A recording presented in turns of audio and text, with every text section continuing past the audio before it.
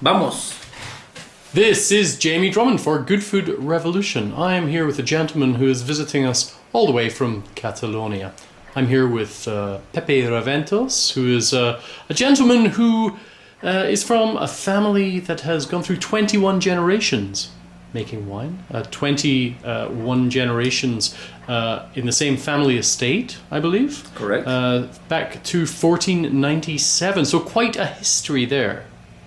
Yes, it's a very boring family because imagine 21 generations always doing the same. You're doing something a little bit different now, are you not? Since 2012, you have had aspirations to create a new DO within Spain. Would you mind telling us a little bit about that? Oh, my pleasure. That's why I came to Canada.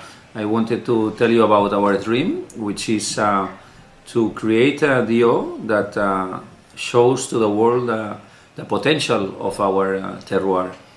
We believe that Conca del Riu Anoia, the valley of the River Anoia, can offer the highest mineral expression in sparkling wine on earth.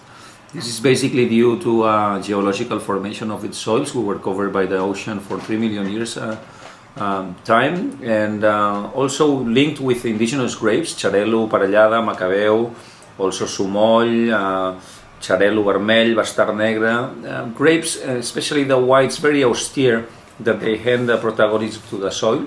So when you taste these wines, you're really feeling the origin, you're really feeling the terroir. And previously you had been doing this within the DO for Cava, is that not correct? Yes, that's correct. Actually, Cava was a DO that founded inside my family, and my grandfather was the first president of this DO and a very important impulsor. And my great-great-grandfather, Josep Raventos, in 1872 produced the first 3,000 bottles of Spanish method classic, or sparkling wine with second fermentation in the bottle, in the same property that we are doing the wines today. Now, since your great-great-great-grandfather produced all of these 3,000 bottles, the Cava industry has come a long way. Some for the better, some for the worse. But what was it that made you decide to take this step away from the Cava DO? Because my vision and passion and dream was on a different side. I think Cava has become, with the years, probably the better sparkling value on earth. It's a great wine at a fantastic price, no? And if you think of all the work that is behind this wine, it's wonderful.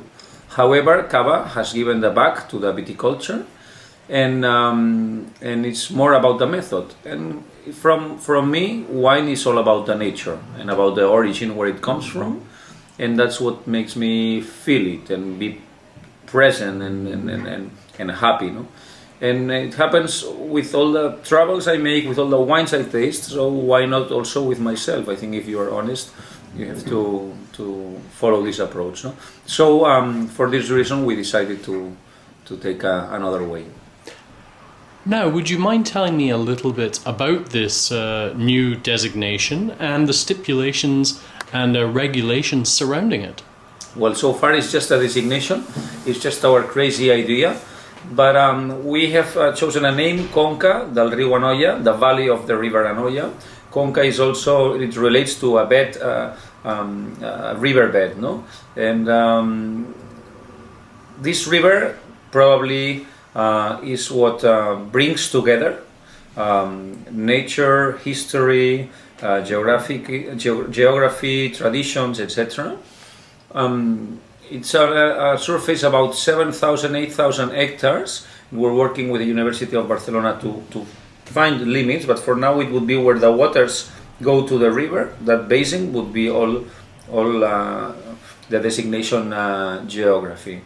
If you choose to put Conca del Riu Anoia on your label, you need to do estate, 100% estate, produced and bottled. There is no bottle exchange like in Champagne or Cava or other regions.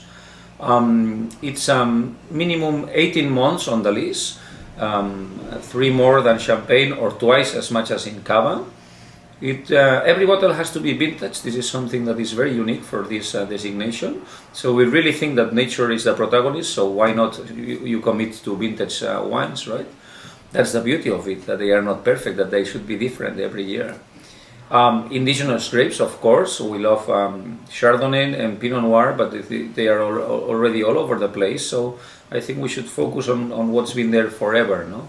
I always like to remind that the viticulture starts in the Mediterranean shores. Actually, it starts in Georgia, to be fair, but then yes. The Phoenicians and Greeks are the ones that spread it all over the Mediterranean. And if you look at a vine, if you look at the vine as a single plant, I think you will agree with me that it reminds you more of an olive tree than of an oak tree, or of trees from a more water and cold region. So we need to gain a little bit more confidence, the Mediterraneans, in what we have in our hands, and really think about that the vineyard, it naturally becomes to our region. You also have biodynamic stipulations on this particular designation, do you not? Yes, we decided to move into biodynamics and learn from it, and we've become so passionate. Because at the end of the day, it's just to recuperate what has been doing in this farm for 450 years. So at the end of the day, it's only 50 years that are there that we may not be so comfortable. So we encourage everybody to follow a biodynamic approach in their viticulture, to be Demeter certified or any other certification that would apply. And it's an attitude of maximum respect towards nature. No? That's how I understand biodynamics more than anything. So when it comes to comparing wines with this designation to wines from elsewhere in the world, where would you place these wines? Yeah, some people get mad at me when I say this, but I think that most sparkling wines that you find are fruit driven, no? Especially aromatic grapes, but even like Pinot Noir or Chardonnay, they can be very heavy, very forward and fruit driven. In my opinion, the wines from Conca del Riu Anoia are really mineral driven, are more into the how can we talk about mineral? No? It's so bad, but I would say they are salty, they are bitter, they are very lean, they are really they speak so much about their origin. It's not so much, they speak more about soil and about the climate than the fruit itself. No? And for the time I've been doing sparkling wines, I think this is very important. When you want to produce elegant sparkling wine, the base wine has to be very austere, neutral, good acids, like a platform for aging development. But if there is too much fruit on this base wine, then the sparkling wine a couple years later, 4 years later, 10 years later, they tend to become a little bit too heavy, too overripe, too on the forward of the palate. So working lean is extremely important, and this is something that our nature offers on a natural way. No? Like with any other wine, just try to be the most authentic that you can. No? Just look at what there is around you and don't try to imitate any other thing. We have viticulture that tracks back 3,000 years. We have tradition of farming. It wasn't called biodynamic, but it was biodynamic farming for hundreds and hundreds of years. We have 150 years of second fermentation tradition in our area. We have indigenous grapes that are only grown in this area, like Xarel·lo, like Macabeu, like Parellada, like Sumoll, that they have demonstrated via the years that they are very well adapted to the area. We are in Mediterranean latitude, harvest at very, very fresh sensations, very low pHs. We have everything. What else do you need? Well, thank you very much for bringing your wines to Toronto today. We're looking forward to tasting a lot more of them. We really enjoyed them with lunch also. Pepe, all the best. Thank you very much.